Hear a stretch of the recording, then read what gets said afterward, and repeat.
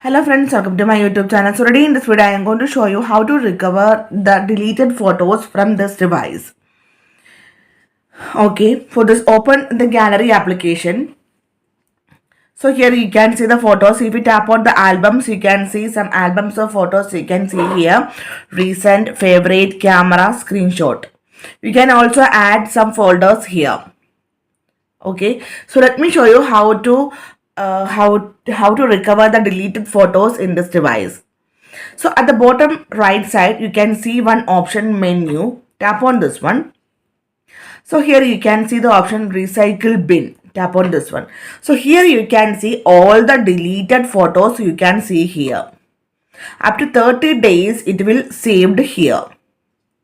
Okay. So if you tap on this one, if from here you can recover the photos, otherwise you can delete the photo permanently from this device. So if you want to recover this one, tap on the option recover. You can see image restored. If you want to delete this one, tap on delete. Tap on confirm the option delete. You can see that photo you can see here. Right?